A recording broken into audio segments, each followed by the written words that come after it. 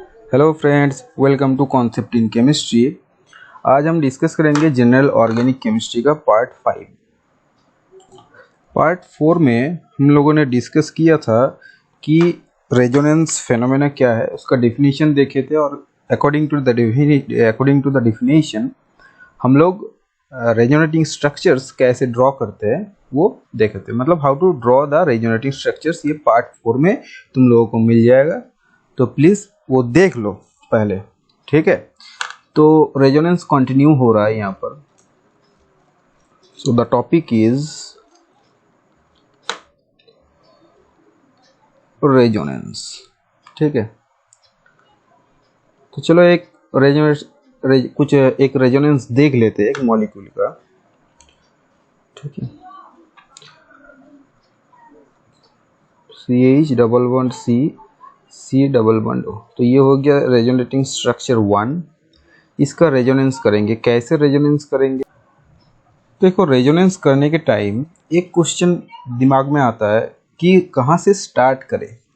तो इस मॉलिक्यूल में हम ऐसे स्टार्ट कर सकते हैं कि देखो यहाँ पर कार्बन डबल बॉन्डेड ऑक्सीजन है and the electronegativity difference between carbon and oxygen is such that oxygen is more electronegative than carbon. तो ऑक्सीजन क्या करेगा, यहाँ पर जो पाई इलेक्ट्रॉन है वो ऑक्सीजन के तरफ शिफ्टेड होगा because oxygen is more electronegative. तो हम लोगों को दूसरा रेजोनेटिंग स्ट्रक्चर मिल गया। सो ये माइनस हो गया, सॉरी यहाँ पर एक H होगा, तो ये हो गया CH, ये प्लस हो गया। थर्ड रेजोनेटिंग स्ट्रक्चर क्या होगा? कार्बन देखो यहाँ पर सेक्सटेट हुआ है, ऑक्टेट लेस देन ऑक्टेट है, 3 बॉन्ड है, ये एक बॉन्ड, ये एक बॉन्ड और हाइड्रोजन के साथ एक बॉन्ड, मतलब 6 इलेक्ट्रॉन से सराउंडेड है, तो सेक्सटेट है, लेस देन ऑक्टेट। तो यहाँ पर इलेक्ट्रॉन डेफिशिएंसी देख के ही पता चल रहा है, तो यहाँ पर ये डबल बॉन्डेड पाई बॉन्ड क्या होगा, उस डेफिशिएंसी को फिल अप करने ये डबल बॉन्ड इधर शिफ्ट हो जाएगा, तो हम लोगों को मिल जाएगा third resonating structure. So this is the second resonating structure and ये करने के बाद तुम लोगों को मिलेगा third resonating structure. Previous video में हमने बताया था कि कैसे रेजोनेटिंग स्ट्रक्चर्स ड्रॉ करने हैं। ठीक है, तो ये 3 रेजोनेटिंग स्ट्रक्चर मिल गया हम लोगों को, और इसके चलते हम लोगों को रेजोनेंस हाइब्रिड भी मिल जाएगा। यहाँ पर कैसे मिल जाएगा कि देखो डबल बॉन्ड यहाँ पर भी है, यहाँ पर भी है, और ये दोनों कार्बन के बीच भी, ये कार्बन के बीच भी डबल बॉन्ड है, ये कार्बन ऑक्सीजन के बीच डबल बॉन्ड है, और ये कार्बन कार्बन के बीच यहाँ पर सिंगल बॉन्ड है, यहाँ पर डबल बॉन्ड है। मतलब सभी बॉन्ड यहाँ पर पार्शियल डबल बॉन्डिंग कैरेक्टर होगा।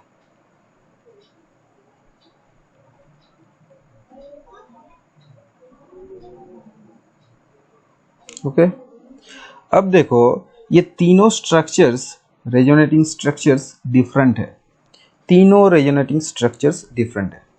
कौन सा रेजोनेटिंग स्ट्रक्चर का कंट्रीब्यूशन टुवर्ड्स रेजोनेंस हाइब्रिड ज़्यादा है, वो हम लोगों को इस वीडियो में सीखना है। ठीक है, वो कैसे सीखेंगे, तो पहले लिख देते हैं कि ये रेजोनेंस हाइब्रिड है, this is called resonance hybrid, and this 1 2 3 1 2 and 3 are called resonating structures। क्या कहते हैं? Resonating structures. एक काम करते हैं, हम इसको RS लिखेंगे, एब्रीविएट कर दिए, बार बार रेजोनेटिंग स्ट्रक्चर्स लिखेंगे नहीं, और इसको कैनोनिकल फॉर्म्स भी कह सकते हो। ठीक है, अब हम लोगों का यहाँ पर गोल है कि we have to determine the relative contributions of 1 2 3 towards resonance hybrid. तीनों मिला के रेजोनेंस हाइब्रिड हुआ है। अब तीनों का कंट्रीब्यूशन कैसे निकालना है, ये तो एक मतलब जनरल बात हो गया कि जिसका स्टेबिलिटी ज़्यादा होगा उसका कंट्रीब्यूशन ज़्यादा होगा। ठीक है, तो हम ऐसे लिखेंगे कि कंट्रीब्यूशन ऑफ RS मतलब resonating structures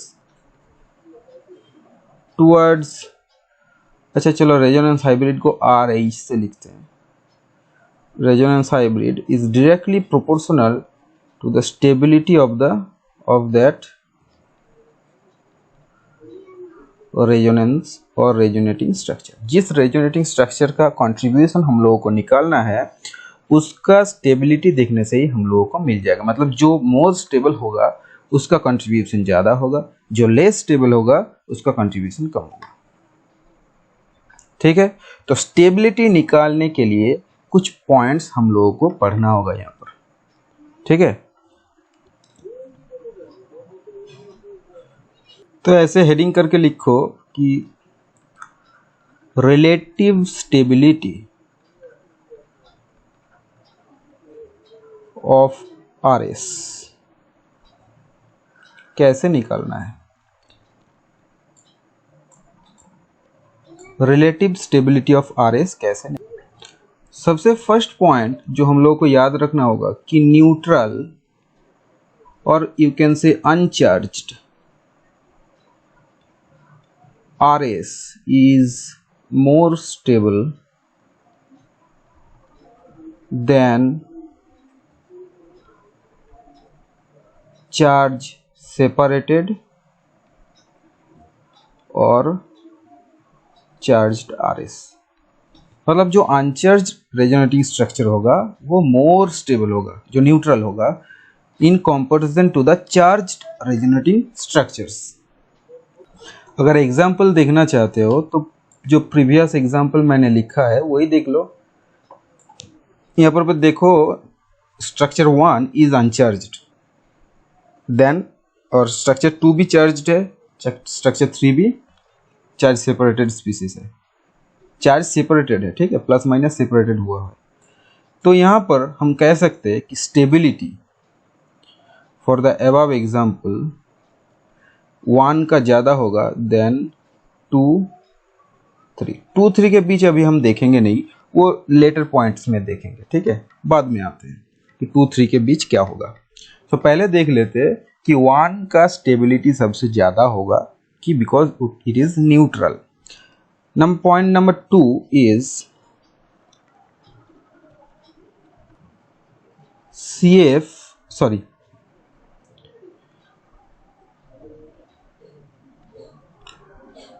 RS with all the atoms having octet is more stable। मतलब रेजोनेटिंग स्ट्रक्चर के जो कार्बन एटम्स है और जो हेटेरो एटम्स है, जैसे ऑक्सीजन रह सकता है, सल्फर रह सकता है, क्लोरीन रह सकता है, ठीक है, नाइट्रोजन रह सकता है, ये सबको हेटेरो एटम कहते हैं। ठीक है, because it is other than carbon. Organic chemistry में इसको हेटेरो एटम कहते हैं। अगर ये सब एटम का और कार्बन को मिला के अगर हम लोगों को देखना है कि रेजोनेटिंग स्ट्रक्चर में ये सब एटम्स का ऑक्टेट है कि नहीं, जहां पर सब एटम ऑक्टेट फिल अप है उसका स्टेबिलिटी ज़्यादा होगा। एग्जाम्पल, एक दूसरा एग्जाम्पल दिखाते हैं। जैसे देखो कि फॉर्मिक एसिड,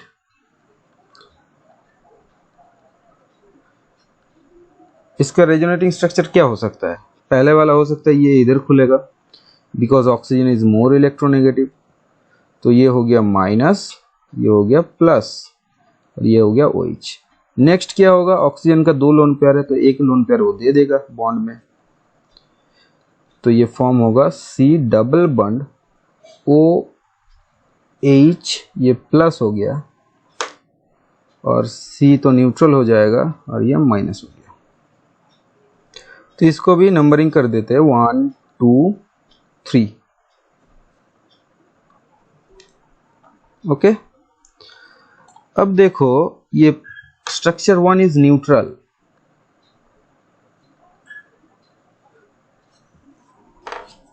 सो स्टेबिलिटी अगर निकालेंगे तो 0.1 कवर हो गया यहाँ पर कि 1 का स्टेबिलिटी सबसे ज़्यादा होगा। अब 2 और 3 के बीच देख लो। 2 में देखो कार्बन, ये जो बीच वाला कार्बन है ये देखो ये सेक्सटेट हुआ है, ये सेक्सटेट है बिकॉज 3 बॉन्ड से जुड़ा हुआ है ये कार्बन, मतलब 6 इलेक्ट्रॉन से सराउंडेड है। मतलब लेस देन ऑक्टेट। तो यहाँ पर एक carbon atom less than octet है। ये ऑक्सीजन देखो ऑक्टेट फिलअप है 1 2 3 4 5 6, ये बॉन्ड में 7 8 होगा। ये ऑक्सीजन भी देखो 1 2 3 4, ये हाइड्रोजन के साथ एक बॉन्ड होगा 5 6, ये बॉन्ड में 7 8, सब ऑक्टेट है ये कार्बन को छोड़ के, ये सेक्सटेट है। बट यहाँ पर देखो लेस देन ऑक्टेट है ही नहीं नंबर 3 में। यहाँ पर देखो कार्बन भी ऑक्टेट है 1 2 3 4, 4 बॉन्ड हो गया मतलब 8। यहाँ पर O माइनस, ये ऑब्वियसली ऑक्टेट होगा बिकॉज इसके सराउंडिंग में 6 लोन पेयर ऑफ इलेक्ट्रॉन्स है और 2 बॉन्डिंग इलेक्ट्रॉन्स है, हो गया 8। ये ऑक्सीजन का देखो, ऑक्सीजन का तो 2 लोन पेयर था ना, एक तो यहाँ पर रह जाएगा। अब देखो बॉन्ड कितने हुआ, 3 बॉन्ड हुआ मतलब 6 इलेक्ट्रॉन्स और ये 2 8 इलेक्ट्रॉन्स। तो यहाँ पर all are octet, all have octet. अगर इस सिचुएशन में 2 और 3 को अगर हम कंपेयर करेंगे stability, so 3 will be more stable than 2 because 2 में एक लेस देन ऑक्टेट है। सो पॉइंट नंबर 2 यही था कि रेजोनेटिंग स्ट्रक्चर के जहां पर सब ऑक्टेट फिलअप है वो सबसे ज्यादा स्टेबल होगा। ठीक है, अब आते हैं पॉइंट नंबर 3 में।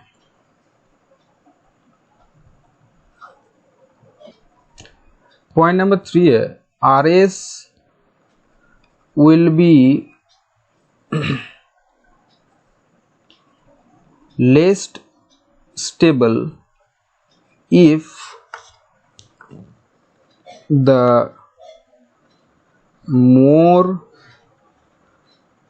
electronegative atom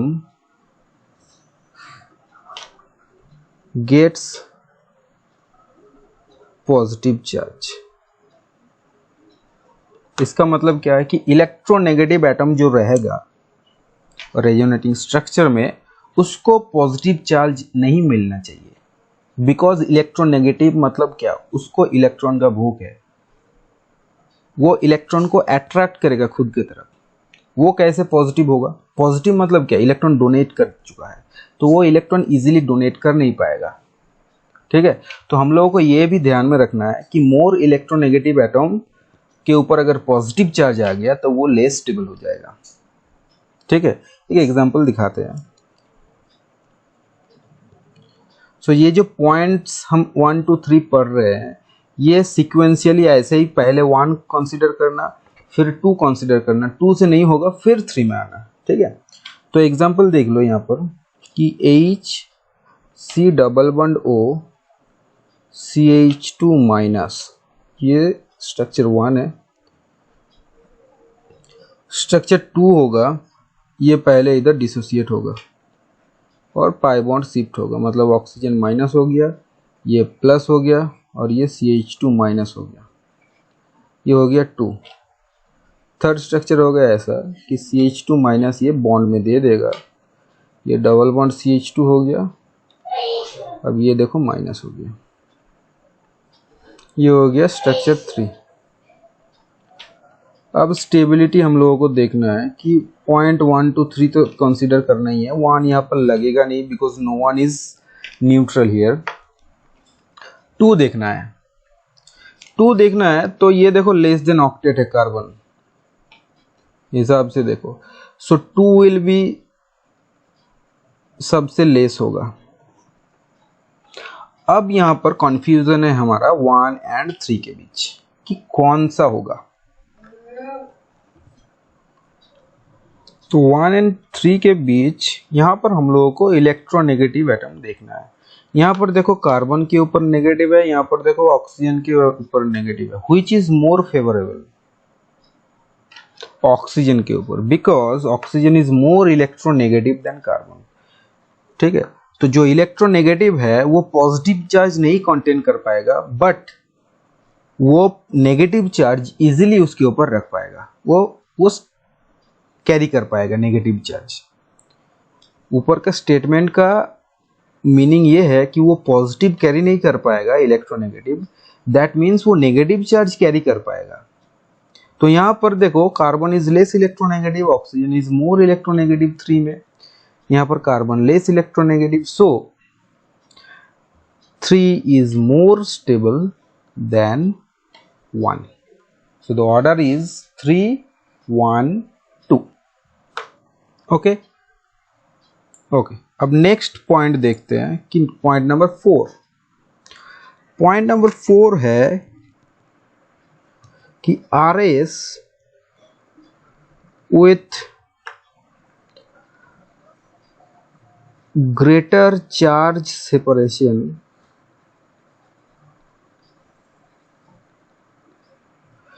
is less stable. इसका मतलब है जहां पर चार्ज सेपरेशन स्मॉल होगा वो मोर स्टेबल होगा. एग्जाम्पल एक देख लेते हैं. वो पहले वाला एग्जाम्पल है.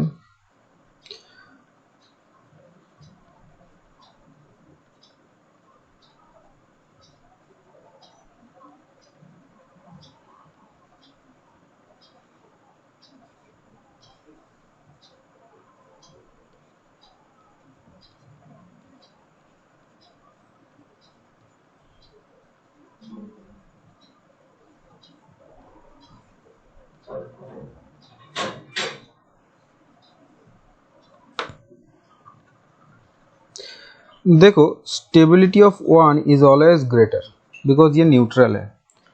2 और 3 के बीच यहाँ पर चार्ज सेपरेशन देखो, 2 में कम है, 3 में ज़्यादा है. That is why 2 is more stable than 3. Because positive और नेगेटिव चार्ज ज़्यादा दूर रहेगा तो वो अनफेवरेबल होगा. Because both have attracting nature. मतलब प्लस माइनस को अट्रैक्ट करता है, वो पास रहना चाहता है, दूर नहीं रहना चाहता. That is why 3 is less stable than 2. Moving on to the 5th point जो हम लोगों को याद रखना है कि एरोमेटिक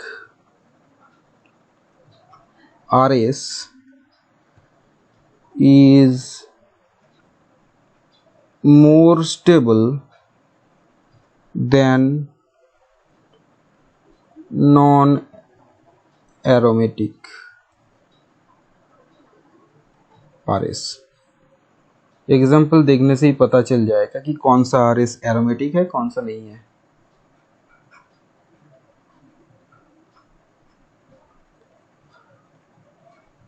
तो यहाँ पर रेजोनेंस कैसा होगा, ये पॉजिटिव को फिलअप करने यहाँ से पाई इलेक्ट्रॉन्स आएगा.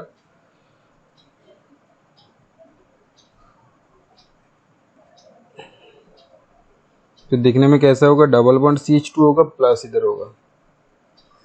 देखो ये एरोमेटिक रिंग है तो यहाँ पर एरोमेटिसिटी है, यहाँ पर नो एरोमेटिसिटी.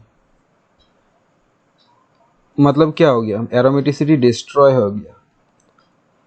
ठीक है, तो एरोमेटिक, ये एरोमेटिक RS है.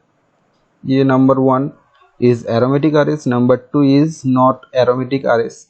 So here stability of 1 is greater than 2. Moving on to the next point, that is our 6th point.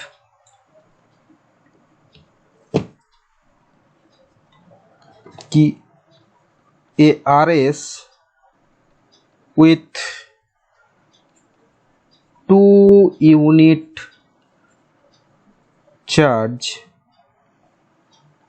on an atom is less stable.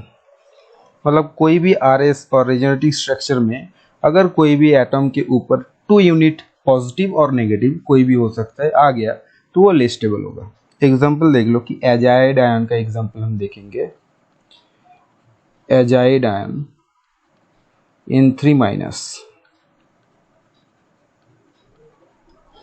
तो इसका देख लेते हैं 1 2, ये प्लस हो गया, ये माइनस, ये माइनस. तो रेजोनेंस कैसे हो सकता है कि ये नेगेटिव इधर आएगा और ये पाई बॉन्ड इधर खुल जाएगा.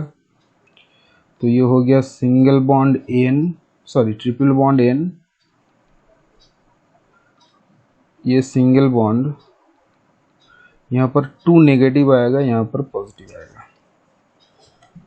अब देखो स्टेबिलिटी अगर देखेंगे तो 2, ये structure 2 is less stable then structure 1 because 2 में ये नाइट्रोजन, स्ट्रक्चर 2 में ये नाइट्रोजन के ऊपर 2 यूनिट नेगेटिव चार्ज है। सो एक एटम के ऊपर 2 चार्ज डाल देना मतलब बहुत ज़्यादा हो जाता है, वो उसको स्टेबलाइज कर नहीं पाता है, ठीक है। So here the stability of 1 is greater than 2। तो ये 6 पॉइंट हम लोगों को याद रखना है, ये 6 पॉइंट हम लोगों को याद रखना है कि कैसे हम रेजोनेटिंग स्ट्रक्चर्स का स्टेबिलिटी निकाल पाएंगे। नेक्स्ट वीडियो में हम लोग देखेंगे कि ये टोटल रेजोनेटिंग स्ट्रक्चर्स कैसे एक मॉलिक्यूल का स्टेबिलिटी डिसाइड करता है। यहाँ पर हमने रेजोनेटिंग स्ट्रक्चर के बीच स्टेबिलिटी कंपेयर किया। नेक्स्ट करेंगे 2 अलग अलग मॉलिक्यूल लेंगे और उसको वहाँ पर देखेंगे कौन सा मॉलिक्यूल ज़्यादा स्टेबल है और कौन सा लेस स्टेबल है with in the purview of resonance. मतलब दोनों का रेजोनेटिंग स्ट्रक्चर्स हम ड्रॉ करेंगे, फिर देखेंगे कि ये रेजोनेटिंग स्ट्रक्चर्स एक मॉलिक्यूल का स्टेबिलिटी कैसे डिसाइड करता है, ठीक है। तो आज के लिए इतना ही, थैंक यू।